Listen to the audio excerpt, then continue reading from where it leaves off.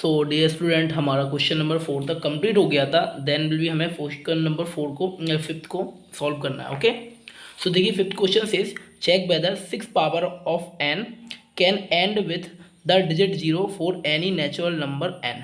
तो उन्होंने कहा है कि क्या 6 की पावर जो n है उसका एंड किसी जीरो डिजिट के साथ हो सकता है।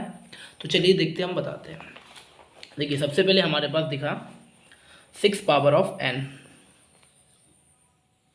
ठीक है, और उसने बोला था n जो था belongs to natural number, n जो है वो नेचुरल नंबर बिलोंग्स कर रहा है। अब देखिए हमें क्या करना है कि इसकी कोई एंड डिजिट बतानी है, मतलब कि इसका मतलब कहने का मतलब है इसका कोई ऐसा फैक्टर करना है या इसका ऐसा स्कोर करना है जिसकी लास्ट डिजिट हमारी जीरो निकले, पर यहाँ पे पॉसिबल नहीं है। अभी पॉसिबल क्यों नहीं है? क्योंकि देखिए ये जो 6 है ना, ये 2 × 3 का कॉन्सेप्ट है और इसकी पावर n है, ठीक है। और 6 कब आता है? जब 2 × 5 का कॉन्सेप्ट होता है, 5 2 जा 10, तभी मतलब जीरो आता है उसमें। क्लियर है ना? तो यहाँ पे ये पॉसिबल ही नहीं हो पाएगा, ठीक है। अगर हम नेचुरल नंबर की पावर भी कितनी भी रख ले, जैसे कि n में 1 रखें तो वो तो 6 ही मिलेगा, 2 रखें तो 12 मिलेगा, तो ये क्या हो जाएगा, हमारा ये सॉल्यूशन नहीं होगा, केवल खाली इतना ही रहेगा, ठीक है। तो हम बोल सकते हैं कि क्या कि check whether 6 power n can end with the due date, तो लिख सकते हैं नॉट पॉसिबल।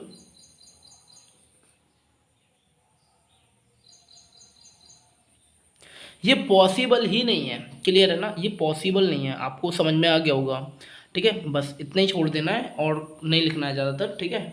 नॉट पॉसिबल, ठीक है, and with zero, not possible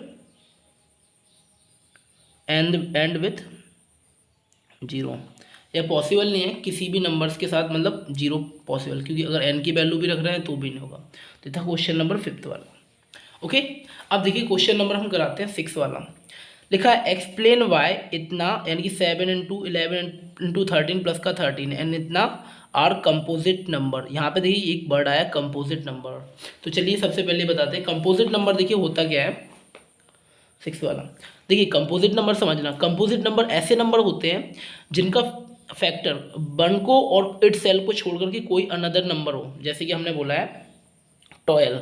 समझना कंपोजिट नंबर को, बहुत ही सिंपल है। तो 12 के फैक्टर कितना होता है? 1 होता है, 2 होता है, 3 होता है और 4 होता है, 6 होता है और 12 होता है।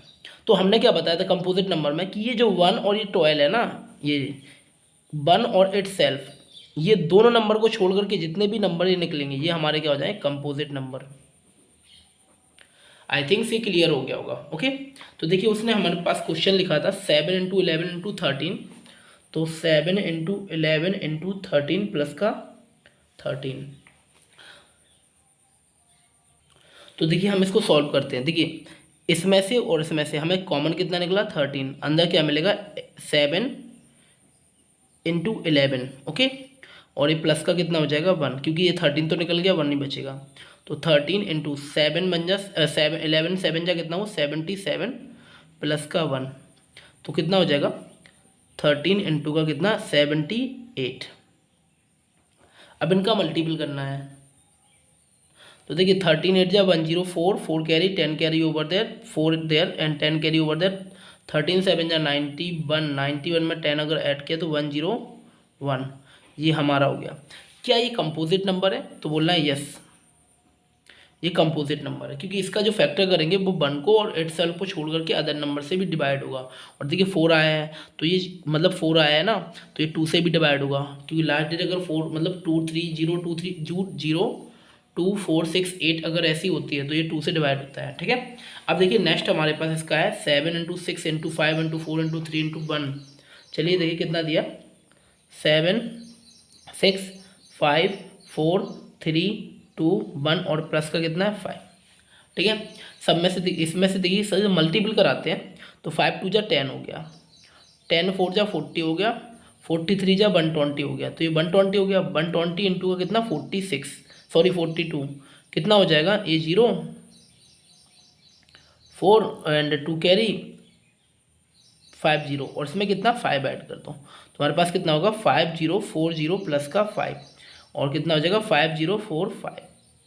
तो ये कंपोजिट नंबर है, हाँ यस ये कंपोजिट नंबर, क्योंकि ये अदर नंबर का भी फैक्टर है। क्लियर हो गया? तो आई थिंक क्वेश्चन नंबर हमारा 6 आपको अच्छी तरह से अंडरस्टूड हुआ होगा। ओके, चलते हैं नेक्स्ट क्वेश्चन की ओर, और क्वेश्चन हमारा last question of this exercise, यानी कि 7।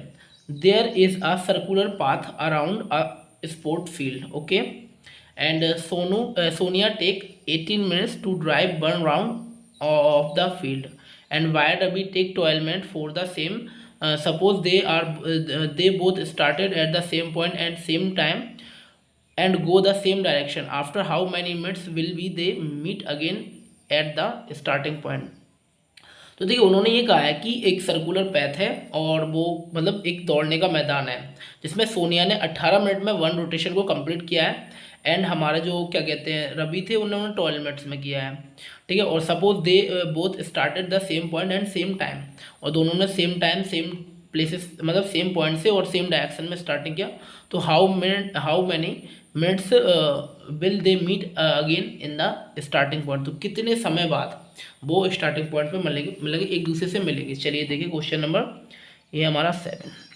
देखिए सोनिया ने कितना टाइम लिया है, सोनिया टेक टाइम 18 मिनट, और रवि का कितना है, रवि को 1 राउंड रोटेशन करने में 12 मिनट लगे हैं। अब देखना समझना थोड़ा, मैं डायग्राम के अकॉर्डिंग समझा रहा हूँ। देखिए मान के चलो सोनिया और रवि यहाँ पे खड़े थे और दोनों ने सेम डायरेक्शन से दौड़ना चालू किया इस वाले में और सेम पॉइंट से। तो देखिए ऐसा टाइम आएगा जब सोनिया यहाँ पे होगी तो रवि शायद यहाँ निकल गया होगा, और जब सोनिया यहाँ पहुँचेगी तो रवि यहाँ आ जाएगा दौड़ के, और जब सोनिया यहाँ पहुँचेगी तो रवि इसको ओवर कवर कर सकता है या उस वाले पॉइंट पर पहुंच सकता है, क्योंकि रवि फास्ट दौड़ रहा है, सोनिया स्लो दौड़ रही है, और दोनों में 6 मिनट का भी गैप है। क्लियर ना? तो देखिए क्या निकालेंगे, इनका एलसीएम निकाल दो। तो एलसीएम ऑफ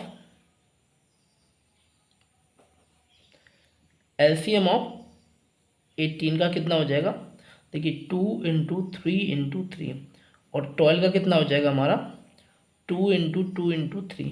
तो देखिए एलसीएम दोनों का कितना है, एक पेयर तो इसका 2 का, फिर ये वाला 2 बचा हुआ है, फिर एक पेयर 3 का, और फिर ये 3 बचा हुआ है। तो टोटल कितना 3 3 जा 9, 9 4 जा कितना हुआ 36 मिनट। ये हमारा क्या हो गया, फाइनल आंसर हो गया कि भैया दोनों कब किस बार मतलब कब मिलेंगे, 36 मिनट बाद एक पॉइंट पर मिलेंगे, मतलब स्टार्टिंग पॉइंट पर ये मिलेंगे। क्लियर है ना? तो आई थिंक्स आपको ये अच्छी तरह से समझ में आ गया होगा। ठीक है, तो चैनल को लाइक सब्सक्राइब और शेयर जरूर करिएगा। ओके, मिलते हैं हम नेक्स्ट वीडियो में। ओके, तब तक के लिए जय हिंद।